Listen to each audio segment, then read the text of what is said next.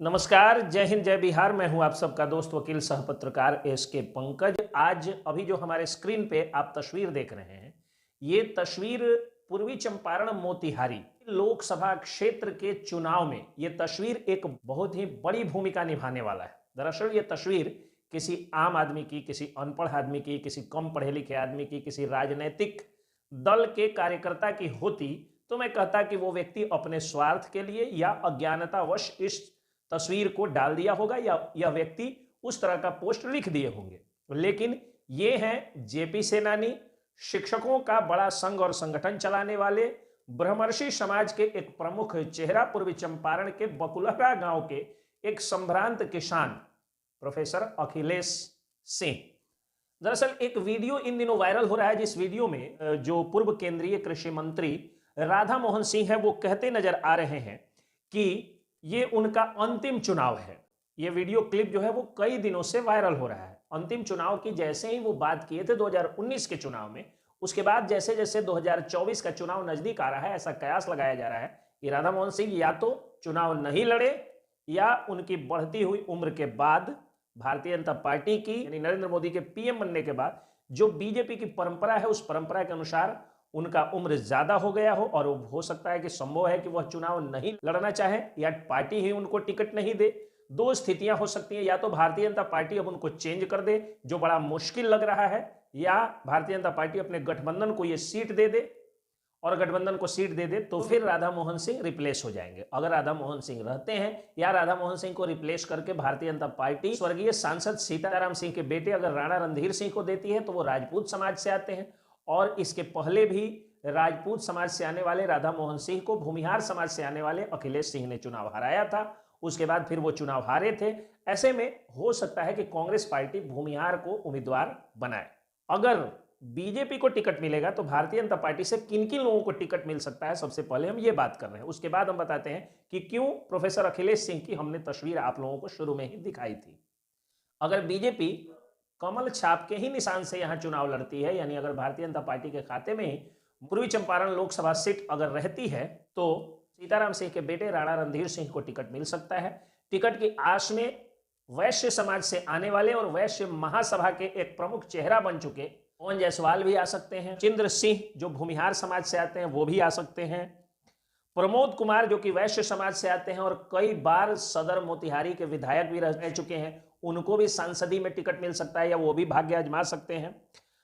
Doctor हेना चंद्रा जो कि महिलाओं में अब एक प्रमुख चेहरा बनती जा रही हैं, युवा और महिलाओं में उनका खासा क्रेज देखा जा रहा है, वो भी बन सकती हैं। अखिलेश सिंह जो कि मोदी जी के नाम पर एक रथ निकाल करके गांव गांव भ्रमण करते नजर आ रहे हैं, वो भी भाग्य आजमा सकते हैं भारतीय जनता पार्टी से।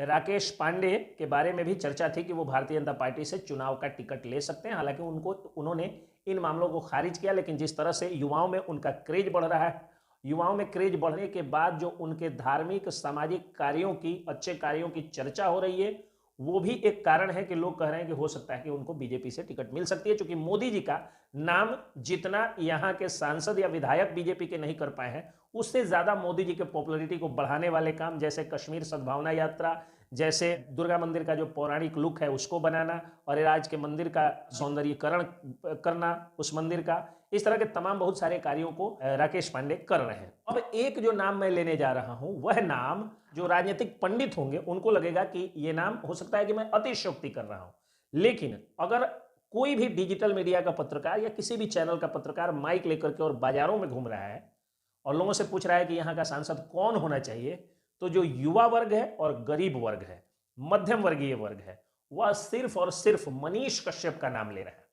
कयास ये लगाया जा रहा है कि मनीष कश्यप को टिकट बीजेपी दे सकती है, लेकिन दिल्ली बहुत दूर है और मनीष कश्यप राजनीति में अभी है भी नहीं। लेकिन कयास ज्यादा ये लगाया जा रहा है कि अगर बीजेपी अपना सिंबल ही रिप्लेस करके और गठबंधन के किसी साथी को यहां से टिकट दे देगी, तब तो जितना भी नाम मैंने बताया, यानी राणा रणधीर सिंह, सचिंद्र सिंह, पवन जायसवाल, डॉक्टर हेना चंद्रा, प्रमोद कुमार, अखिलेश सिंह, राकेश पांडे, इन सब लोगों को टिकट नहीं मिलेगा क्योंकि ये लोग बीजेपी के, और इन लोगों की स्थिति ऐसी बन गई है कि भाजपा छोड़ करके ये लोग दल भी नहीं बदल सकते हैं। ऐसे में मनीष कश्यप की प्रबल दावेदारी बन जाएगी क्योंकि सभी लोग जानते हैं कि मनीष कश्यप महागठबंधन विरोधी चेहरा के रूप में पूरे बिहार में उभरे और युवाओं में और गरीबों में उनका बहुत ज्यादा क्रेज है, जो वोटर्स की संख्या का एक बड़ा हिस्सा है। अब बात कर लेते हैं महागठबंधन से कौन कौन लोग उम्मीदवार हो सकते हैं। तो महागठबंधन से उम्मीदवारी जिनकी बन रही है, डॉक्टर अखिलेश सिंह जो पहले से सांसद रहे हैं, वो आकर के फिर से चुनाव लड़ सकते हैं। चूंकि 2024 आते आते उनका जो राज्यसभा का टर्म है वो भी पूरा होने वाला है, या अपनी पत्नी को चुनाव लड़ा सकते हैं और फिर से वो राज्यसभा जा सकते हैं, या फिर से वही गलती वो कर सकते हैं जो पिछली बार किए थे, यानी अपने बेटे को भी चुनाव लड़ा सकते हैं। तो मनोज यादव जो कि राजद के मोतिहारी जिला से जिला अध्यक्ष हैं और कल्याणपुर विधानसभा क्षेत्र से विधायक हैं, वो भी महागठबंधन से उम्मीदवार हो सकते हैं आरजेडी के, या विनोद श्रीवास्तव जो इसके पहले भी चुनाव लड़ चुके हैं, वो भी उम्मीदवार हो सकते हैं महागठबंधन के। तो ये 3 नाम है जो मोतिहारी से बाहर के नाम, ये 3-4 नाम जो मैंने बताया वो मोतिहारी से बाहर का नाम है। मोतिहारी में भी कई सारे लोगों की चुनाव लड़ने की चर्चा होती है। गाय भागा है लोग बिहार स्टेट बार काउंसिल के सदस्य राजीव कुमार द्विवेदी और पप्पू दुबे की भी लोग चर्चा करते हैं, हालांकि वो कुछ नहीं बोलते हैं, वो एक चुप्पी साधे रहते हैं। और भूमिहार समाज से ही आने वाले गप्पू राय के नाम की चर्चा प्रोफेसर अखिलेश सिंह के इस पोस्ट से चर्चा ने तुल पकड़ लिया। कई लोग नाराज भी हुए, लेकिन गप्पू राय के भी कांग्रेस पार्टी से टिकट मिलने की संभावना प्रबल हो गई है। अगर ये कांग्रेस के खाते में सीट जाती है तो सबसे मजबूत उम्मीदवारी गप्पू राय की होगी। गप्पू राय जो कि जिला परिषद के अध्यक्ष हैं, और पवन जायसवाल जो भारतीय जनता पार्टी से वैश्य समाज का होने के कारण प्रबल दावेदारी प्रस्तुत कर रहे हैं, उनको चुनाव हराने का रिकॉर्ड गप्पू राय के ऊपर दर्ज है। तो ऐसे में उनको भी टिकट मिल सकता है, गप्पू राय को। और प्रोफेसर अखिलेश सिंह के इस पोस्ट के बाद और उनके इस चर्चा के बाद, उनके इस प्रमोशन के बाद ये चर्चा और भी तेज हो गई है कि हो सकता है कि गप्पू राय को टिकट मिल जाए। और व्यक्तिगत तौर पर मुझे भी वकील सह पत्रकार होने के नाते खुशी हुई कि प्रोफेसर अखिलेश सिंह ने किसी जाहिल, गंवार, गुंडा, माफिया, ड्रग माफिया, शराब माफिया, शिक्षा माफिया या किसी भी माफिया को कम से कम प्रमोट नहीं किया, बल्कि इंजीनियर यानी विद्वान गप्पू राय को उन्होंने प्रमोट किया। एक प्रोफेसर एक इंजीनियर को प्रमोट कर रहे थे, मुझे भी खुशी हुई। बाद बाकी बीजेपी से जो चेहरे आएंगे, मोदी जी के अच्छे कार्यों के कारण लोग उनको वोट देंगे, लेकिन भूमिहार समाज में अखिलेश सिंह की एक अच्छी खासी पकड़ है और उनका गप्पू राय को सपोर्ट करना। गप्पू राय जो कि खुद ही एक इंजीनियर है, एक विद्वान है, और प्रोफेसर अखिलेश सिंह भी एक विद्वान है, तो इस विद्वान का जाहिर सी बात है कि युवाओं के बीच में पॉपुलर होना, शिक्षित समाज में कद्र होना, ये भी लाजमी होगा, अवश्यंभावी होगा, इनएविटेबल होगा। जन सुराज जो यात्रा है प्रशांत किशोर की, वो कोई पार्टी नहीं है, लेकिन आप सब लोग जानते हैं कि प्रशांत किशोर एक अच्छे चुनावी रणनीतिकार हैं। ऐसे में राय सुंदरदेव शर्मा जो कि भूमिहार समाज से आते हैं, उनके चुनाव लड़ने की अच्छी खासी चर्चा है, और वो भी ज़्यादा उम्मीद है कि जन सुराज के बैनर तले वो चुनाव लड़ सकते हैं और भूमिहारों का एक बड़ा वर्ग उनके भी साथ खड़ा दिखेगा। लेकिन प्रोफेसर अखिलेश सिंह का गप्पू राय को समर्थन करना, और अगर राय सुंदरदेव शर्मा जन सुराज के बैनर तले खड़ा होते हैं, ऐसे में भूमिहार वोटों का बंटवारा होने के भी चांसेस बनते हैं। और दूसरी चीज कि भूमिहारों को बीजेपी का कैडर वोटर माना जाता है।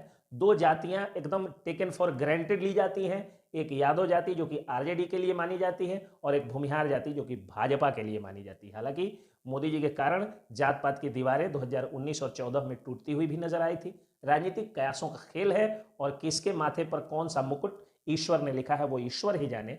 जो मुझे समझ में आया प्रोफेसर अखिलेश सिंह के इस पोस्ट के बाद, उस पर मैंने वीडियो आप लोगों के सामने प्रस्तुत किया। जय हिंद, जय बिहार।